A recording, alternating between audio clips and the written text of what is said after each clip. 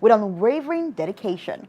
Her professional journey spans over 15 years in municipal government at both city and regional levels, showcasing a wealth of experience and a deep understanding of the intricacies of public service. Colleen has received several honorary awards both within the public service and through her work as a DEI expert. Colleen James is a community connector, educator, entrepreneur, and change maker. Please join me welcome Colleen James to the studio. Ooh, welcome hi. to the Y City Show. Oh, thank you for having me. I'm excited to be here and Oh, have this yes. conversation. Now, I remember when we first met, it was at the Workplace Leadership Conference 2024, and you were one of the panelists, and you spoke so profound. I was like, oh my God, who was this powerhouse? Oh, yeah, and you interviewed me after. I did. That was a good event. And I want to say that you were a beacon of hope to many women. And I'm not saying this to flatter you, but I'm saying it because the men and women who would love to be where you are now, would love to have done the things you have achieved. And I want to say thank you for giving yourself the gift of you, because sometimes we don't get to look at ourselves in the mirror and say, this is who I am, this is what I'm capable of doing. But I believe that you're one of those people who have said, I'm really capable. And you have proven this time and time again, slaying both in public service, professionally and otherwise. Yeah. So let's get into this conversation today, Colleen. Absolutely. It didn't happen overnight. I know. But even before we get started, I want to pick your brain very quickly. Just a fun fact. How do you describe yourself in 3 words? Oh my goodness. How would I describe myself in 3 words? Okay, so, oh boy, analytical. Okay. Clumsy. I am a very clumsy person. And spontaneous. I love that. Yeah. And I want to say thank you for being honest, because sometimes we often judge ourselves by what we are not able to do rather than what we are capable of doing. And that puts us down. But you even owned up. You said, I'm clumsy. Yes, you have been in different rooms and places where most people haven't been in. Thank you so much for that honesty. So let's start with your background. I know it dates back to God. How long ago was that when you just started public service? Oh my goodness. So I started working in public service. I mean, I would even say early on as a teenager when I was volunteering, working with the food bank and recognizing the need to kind of, work with community. Officially though, I think, oh my goodness, 2004 or 5. I started working in public service, the traditional kind of government form, working with communities. Worked at the province for a series of months, I would say. And I was a media analyst. So I would go through the newspapers. This was before we had social media and all of the things. I would go through the newspaper with a team and we'd present it to the Premier of Ontario first thing in the morning. So I started at like 4 in the morning. As anybody who works in media knows, it's early morning. Yeah, early morning. So, by 9 a.m. showing kind of, and through that, I was able to see just how much government impacts healthcare, education, how the decisions being made are impacting communities. And then, and I was in university at the time. But then when I left, I went and worked for the mayor and then worked for the region of Waterloo. So, long career. It's taken a few years, but through all of that, that's how I know, about the importance of community, leadership, what you do in those leadership roles. And, I continue to volunteer now. And I think that's a key element too, Well, that's a great start. Many people in the university would rather just be partying. Yes. But you chose to work. I mean, that's beautiful. Thank you for starting out early. So you are the first Black woman in the regional. You're the first Black woman to be elected into the regional council in Waterloo. Yeah. I imagine you had some challenges, and how did you deal with those challenges? Yeah. So and I'll say this.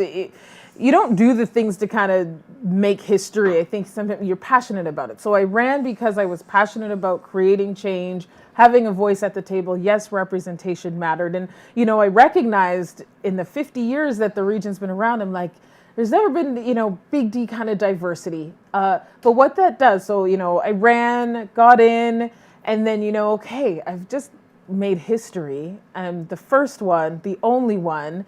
And, that comes with, all of the excitement, but, it also comes with a lot of pressure too. For sure, yeah. Because we don't know all the things about every diverse community. We're not a monolith, but to go into a decision-making table and say, well, wait a second, you're about to make a decision.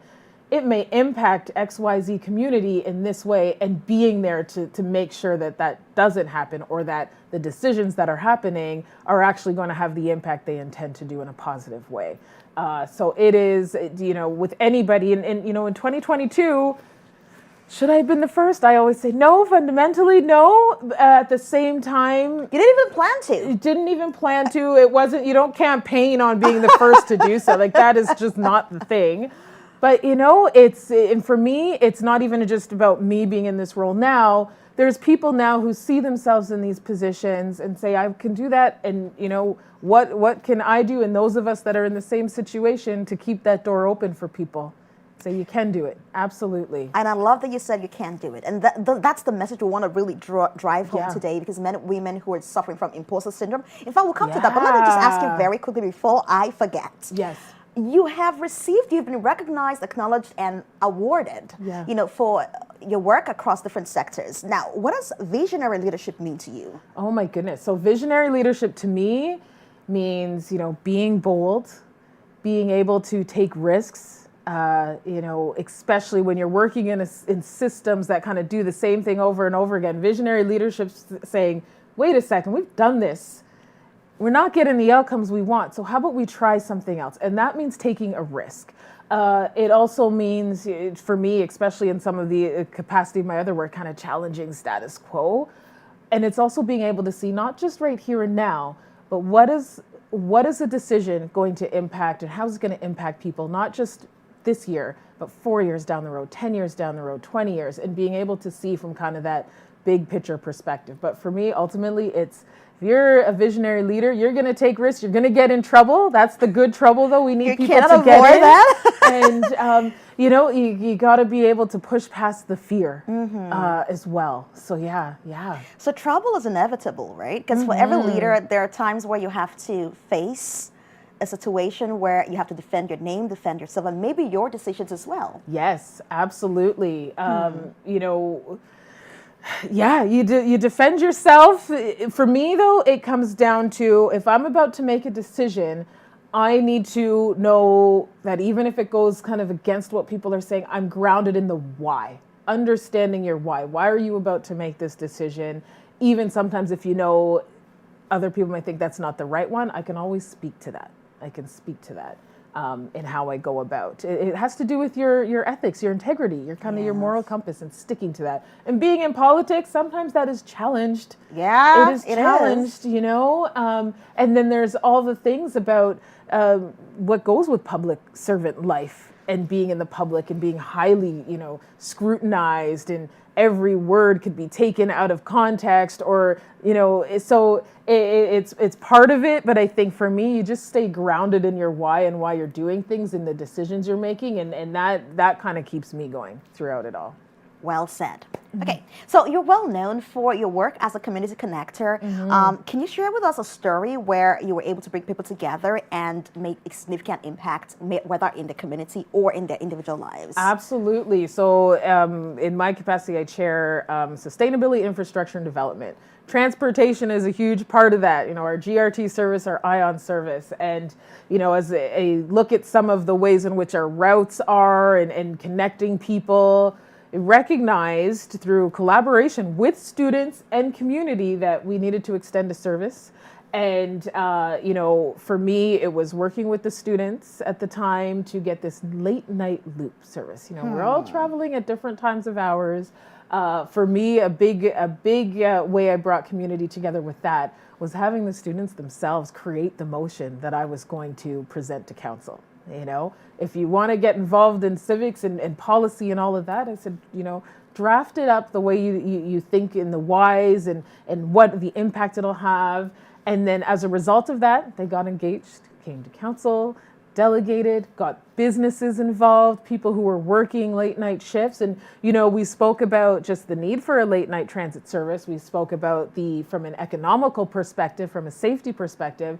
And that was the way, I'm at a table where I can bring things forward, but I always say I need community to back me up. because the decisions are going to impact them. I may not be taking this service late at night, but it's going to impact people in the communities. That's a huge, huge win there. And I think it shows just the power of people and how influential people are. And then I think, another avenue too is when I recognized there was some funding that was about to be removed from the region that was really serving kind of equity deserving groups from all perspectives, accessibility, ethnic, cultural. And I said, that can't happen. And so I was able to get community involved, to advocate, to come to council. And I think this is how you make the work meaningful, and you show that it's bigger than yourself. It's bigger than me being there now. It's going to have an impact on communities. So, just some of the ways over the past few years I've been able to bring community together and do the work together, kind of a model I subscribe to. What you said really hit me hard, and because people don't recognize that they have power. Yeah. And you don't really have to be in the top echelon. You don't have to be, sometimes even where you are is just enough. If you use your voice, you can make a difference. Yeah. Now let's talk about a woman who's listening to us right now who's saying, oh, I really admire her. I want to be like her. So people who are wishing they could break into fields where there's underrepresentation. What advice would you give to such women? So first of all, I think if you're in a position, you want a position, you want to be there. For me, I'm always like, go for it. Sometimes that does require a little bit of risk. And I'll give you an example. So many years ago, I worked for NBA Canada. So I used to travel across the country doing these 3-on-3 basketball tournaments. And at the time, this is over 20 years ago, women were not in basketball the way you see it now.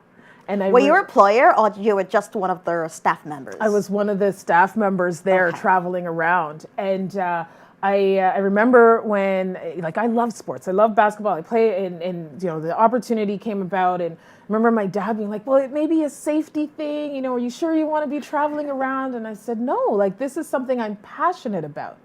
And so, I said, I'm going to do it. I'm going to get that experience. And I think for women, if you're passionate about something, that especially if you don't see yourself represented, why not? It doesn't mean that, and I'll tell you, I think I applied for jobs maybe 3 or 4 times sometimes before I got them. I worked at Nike Canada for a bit, and I went in there every single week for 2 months and handed off my resume. So I think there's a persistence. I also think if you've got mentors and you've got build out that network. Another way I tell people, and women in particular, that LinkedIn is a very powerful tool. It can connect you to people and connect you to opportunities and building that relationship and that network. So there's various ways to go about. I always say if there's a field you want to get in, you don't see yourself represented, okay, be the representation. Be the representation. Yeah. It's and again coming back to that persistence. You do not need to. It may not happen the first time. People may say no, but sometimes you got to kick down that door. Sometimes. Kick down that door. Yeah. Oh wow. Now, with your involvement in politics, business, you're an entrepreneur, you're a change maker, you're a couple of things all in one. Yeah.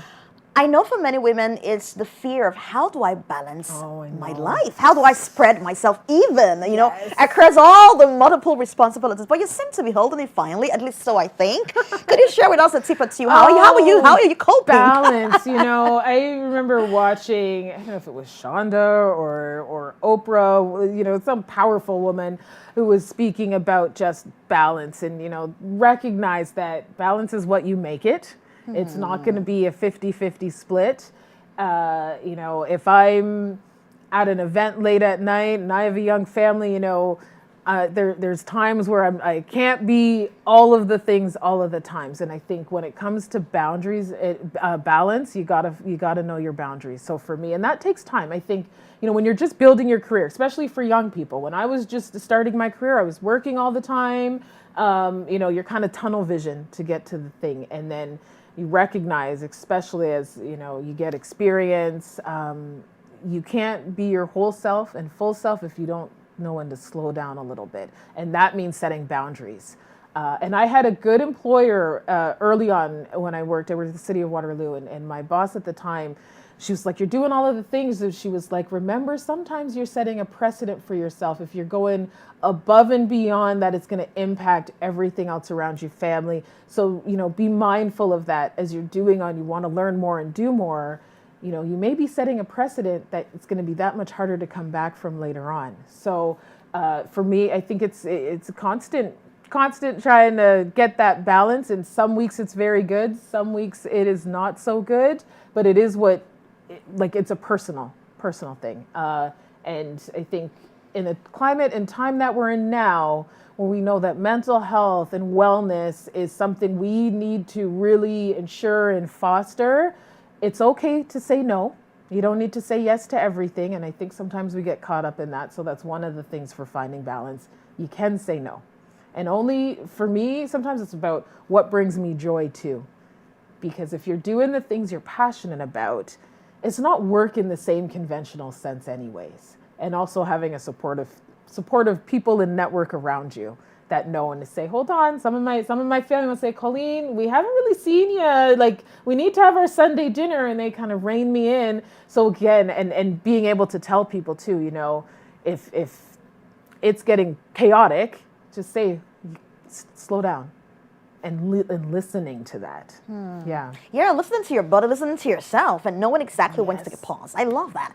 Now, Colleen, I'm going to play in scenarios because I really want to, I don't want to use the word, I don't want to use the word exploit, but I really want to take as much as I possibly can from you today and ensure that our audience members are really getting the best out of you. Yeah. So we're going to play 2 scenarios. Now, this is called the dream versus stability. We're in a crossroad, we don't know what to do, and we're trusting you, the visionary leader, to lead us and help us navigate this pathway. Okay, so now this is it. So you have a safe, stable job that pays the bills, but deep down, you want to do something more meaningful. Maybe start a business, step into leadership, or switch careers. Everyone around you says to play it safe, but your gut says to take the leap. Now, how do you decide what's right? Oh my goodness, that's a big question. But, I can tell you from having to be in that situation. First of all, we all have bills to pay. We all need to sustain ourselves. But if you've got your passion side project, you want to, make that leap, I think, first of all, you need to be able to say, what is going to be that number that I can get to monthly? I'm just going to talk some factual stuff here and then. Monthly, to be able to sustain myself. And I will tell you, sometimes, it's less than we think, okay, to sustain ourselves. The other thing I would say too is, when it comes to entrepreneurship, it's understanding how it all works from an administration perspective. What are the operations? Get a handle on what it means to operate a business, okay? And then always know that what you're doing now, the job that you're in now, it's the means to the end. It's not forever. And I would also say that if there is somebody who is doing something similar that you want to do, try to see how they can mentor you to make that leap. At some point, and I will tell you, for me, when my business was starting to gain traction. I had one client who was a consistent. I was able to get them to be the client for a long-term contract, and I just kind of said, okay. I said, this is it. But again, I had a young family, I had a young daughter, she's probably 2 at the time, my husband, and so I had to have a serious conversation with my family, what it meant to, okay, I'm going to go all in with my business right now. The reality is we need to ensure there's some financial stability. You can't just take the leap and hope all of a sudden that the business is going to boom.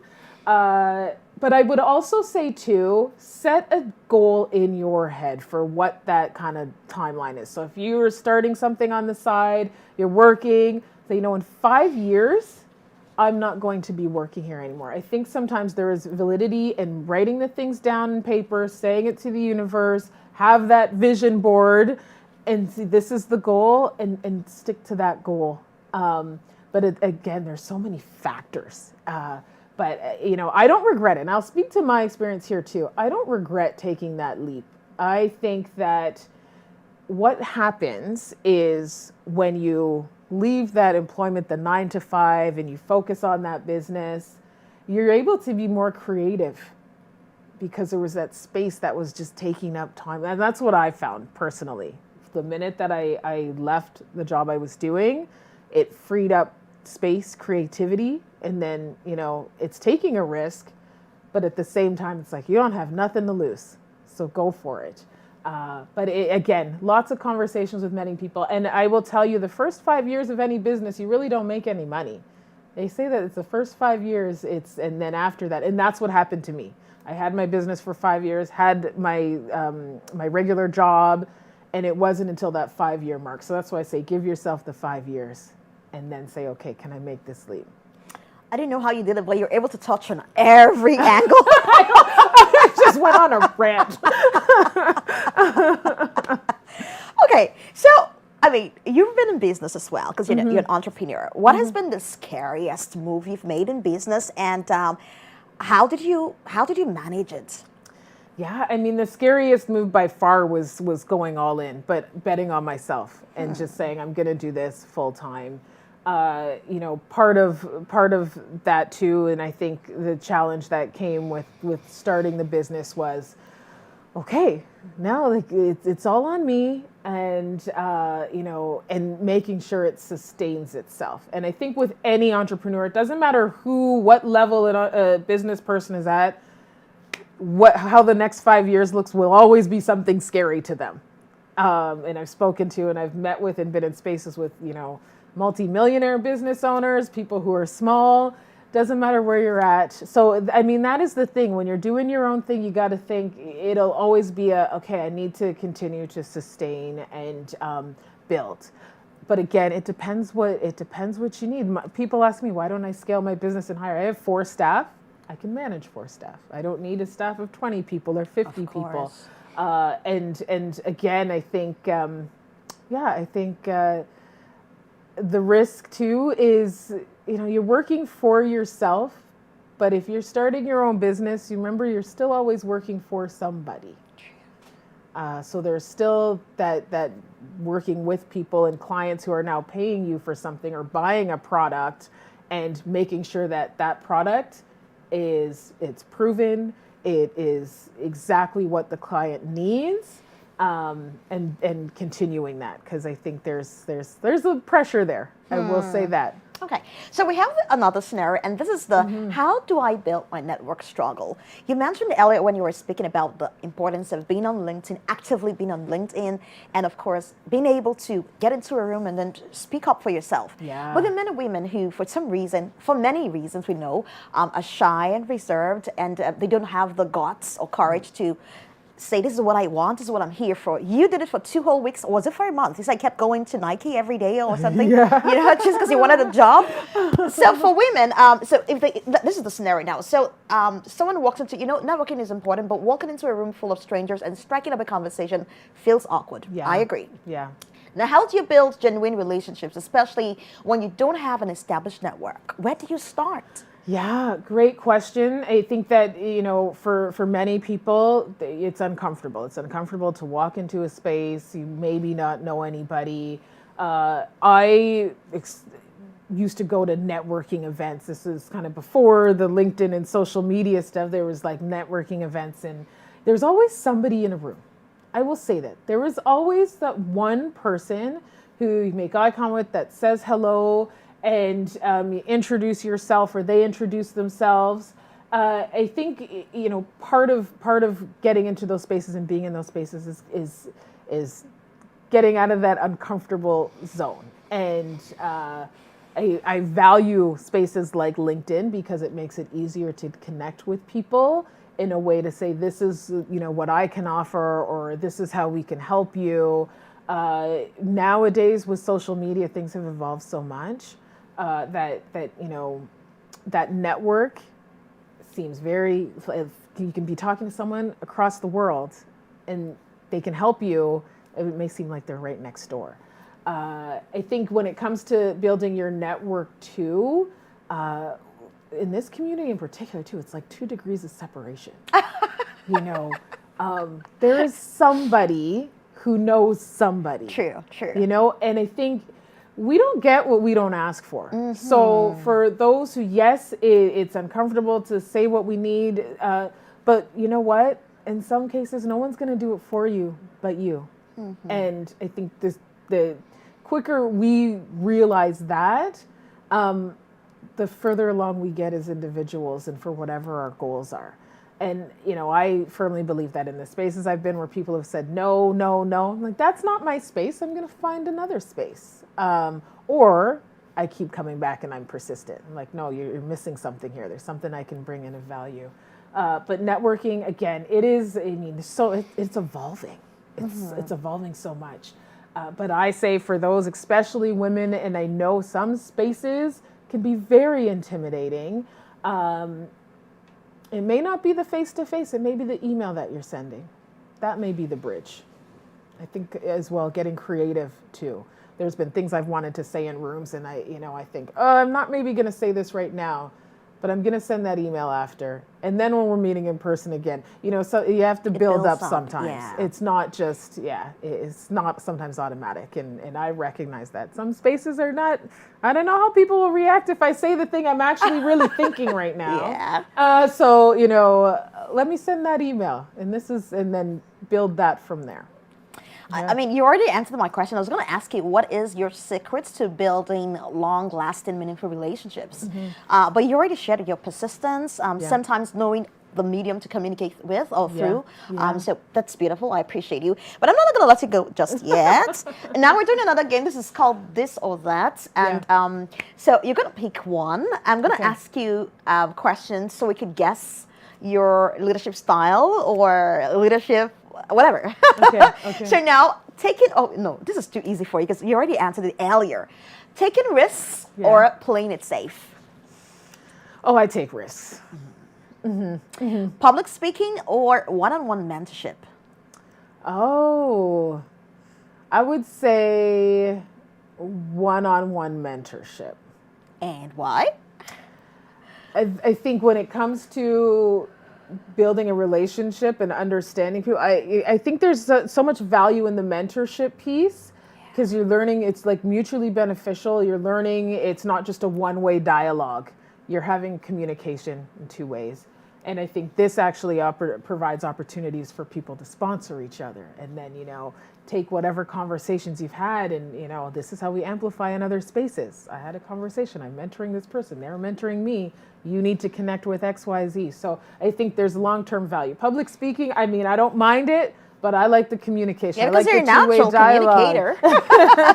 But really, I like the way you use the word, they sponsor each other. Never heard anyone use it that way. And it makes a world of sense. Yeah. Because not only is the mentee receiving from the mentor, there's a transfer of knowledge, connection, or what have you. That's beautiful. Absolutely. Okay, now, being a challenger or being a bridge builder. This one's a little tricky, so think about it first. Oh, a challenger or a bridge builder. Oh my goodness. My instinct is to go to bridge builder. But I will say sometimes, you know, when we challenge, we have to determine which bridge to cross or which bridge to burn. But I will always go with, you know, a bridge builder because I think that's how we move things forward. And, you know, we can solve a lot of challenges in this world by building bridges. And we don't burn bridges down, we connect them. We connect them. I love that. Yes. All right, then, speaking of bridges, you're known for your ability to connect people, communities. What's the key to being a strong community connector? Oh, I think it's being able to see the value that people bring, that you speak to, and say, how can this person, this organization, bring value, complement other people or organizations. And I think, and that comes from having the conversations, getting to know people, sitting in a space and saying, you know, what are the things we may have in common? What are the skills? What is something you're passionate about? And seeing that value, saying, hold on a second, this value can be added X, Y, and Z, and building from that. And, I say this because for a very long time in my career, I was probably in the background working, and I was kind of the doer. I do the things, didn't want the spotlight. And then, you realize you're in spaces and you're like, but these people should be connecting and this value is broad. And I mean, maybe there's a little bit too from a personal perspective of being in spaces where people didn't see the value that I brought, And so I'm very intentional to say, okay, when I'm in spaces, if there's value, having that conversation with people is bringing value. And how do I share that? How do I amplify that? Okay, you see, I went to say, I should be doing this instead. A lot of this comes from life experiences. I think if we really reflect on our life and experiences, it helps us as individuals be leaders or however we're going to complement the spaces we're in. Do you like music? I love music. Great. I love music too. Now, if your leadership style were a song. Oh my goodness. Just think about all the songs you know. What song would really exemplify? If my leadership, so I will say what's been on my kind of playlist right now, because I mean, in politics, sometimes you have no choice but to say the things that nobody wants to say, but everyone is thinking, or no one's thinking about, and you have to say it. So there is a song called "Brave." I don't know if you've heard that, Sarah. Sing for me, please. No, I can't sing. You don't want me to sing. You don't want me to sing. You'll be like, all right, cut the camera. Brave, Sarah Borealis, I think her name is, and I mean, it's and even along those lines of like the Alicia Keys "Girl on Fire," like I kind of hype myself up by some of those motivational songs. Depends on the day of the week too, because sometimes there's like 90s, early 2000s, like hardcore hip hop playing in my car. Come on now.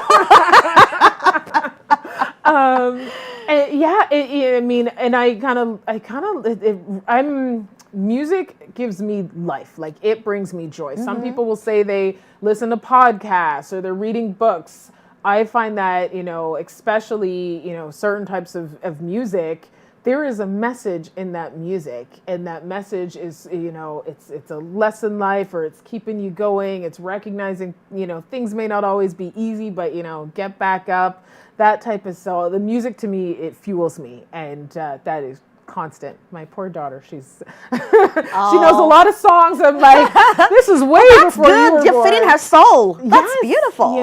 I think there's something to be said about music, and music will bring people together. True. True. Yeah. And that's where your heart is again, community connector. I see that. Yeah. Okay. So now, if you were not involved in politics, Colleen, what would you have been involved in? Oh my goodness. If I was not involved in politics, has been such a huge part of my life.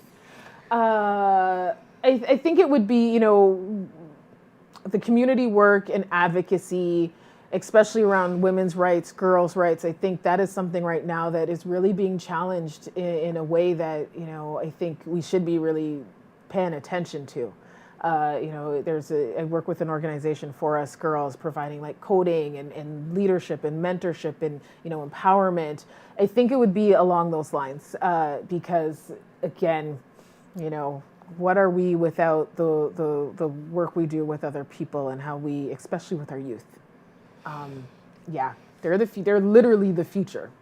So I'm going to ask you one question, and because there are a couple of thoughts around this, but we have seen leadership evolve over the years. They've taken different forms and then different cliches or names or terminologies, whatever you call them. We've heard about servant leadership, what have you. Yeah. But in your own words, what do you think is the most challenging aspect of leadership, and how can we improve on it? Oh my goodness. Well, first of all, any leader, and I think everybody's a leader in their own, we're not perfect. And I think sometimes there's that expectation to be perfect. So I think that's a challenge. Do the right thing, say the right thing, make the decision. That's for anybody who's especially leadership in public facing. That's a big challenge. That expectation that you're going to be perfect and make the right decisions. What was the rest of the second part of that question? How can we improve on that gap or challenge? So patience. And I think for anybody who wants to be in leadership, like, thinking about, it's not so much about you, the person, but those that are around you. And it's such a, I mean, even the term leadership, like, what does that mean? Sometimes I think too, we need to redefine how we think of what leadership is, because it's not the big shiny titles, and it's who you are as an individual, and what do you value? What is your integrity?